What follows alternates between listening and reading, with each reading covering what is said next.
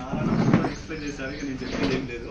అంటే ఉదయనందన్ రెడ్డి సార్ ఏంటంటే ఇంటర్నేషనల్గా ఒక 150 అవార్డ్స్ తీసుకున్నారు. అది గ్రేట్ థింగ్, గ్రేట్ అచీవ్మెంట్. యాక్చువల్గా చెప్పాలంటే స్టూడెంట్స్ని స్టడీ విషయంలో ఎంత ఎంకరేజ్ చేస్తాడో, నాతో పర్సనల్గా ఎన్నిసార్లు ఫోన్ పెట్టి వాళ్ళని మోటివేట్ చేయమని, వాళ్ళ కెరీర్ గురించి ఎంత చేస్తారో నాకు పర్సనల్గా తెలుసు. అది మీకు నేను చెప్పనవసరం లేదు.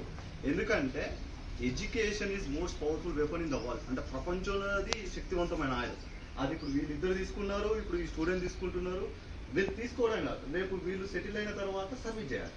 మీ ఫ్యామిలీ మీరు చూసుకుంటూ కూడా పే బ్యాక్ టు సొసైటీ కాబట్టి మీరు కూడా సొసైటీకి సర్వీస్ చేయాలని ఒక మెయిన్ ఉద్దేశంతో మిమ్మల్ని ఎంకరేజ్ చేస్తున్నారు. అంటే మీకు ఫినాన్షియల్గా మీ స్టడీ అనేది ఆగద్దు, దానికి ఫినాన్షియల్గా నేను హెల్ప్ చేస్తాను సార్ ముందు వచ్చినప్పుడు సార్ మాట మీద మీరు మంచి, అంటే మీరు కూడా ఇంటర్నేషనల్ స్టాండర్డ్ రేంజ్లో మీరు ఎదిగి సార్ పేరు నిలబెట్టి మీరు కూడా పేదవాళ్ళకి సోషల్ సర్వీస్ చేస్తే వాళ్ళు కూడా సెటిల్ అవుతారు.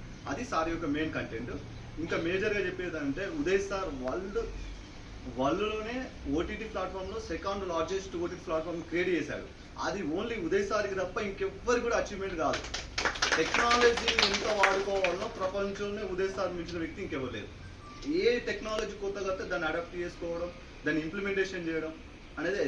అంతకంటే గొప్ప విషయం ఏంటంటే మా వీణవంక గ్రామంకి చుట్టుపక్కల గ్రామానికి నెలకి 15 లక్షలు ఖర్చు పెట్టే వ్యక్తి ఎవరైనా ఉన్నారంటే ఉదయ్ సార్. గ్రామ పంచాయతీ ఇన్కమ్ 4-5 లక్షలు తిరగవచ్చు, కానీ సార్ పెట్టేది 15 లక్షలు స్కాలర్షిప్లో కానీ, జీతాలలో కానీ, గుళ్ళకి కానీ, బళ్ళకి కానీ, చనిపోయిన వాళ్ళకి బ్రతికిన వాళ్ళందరికీ ఇవ్వడం.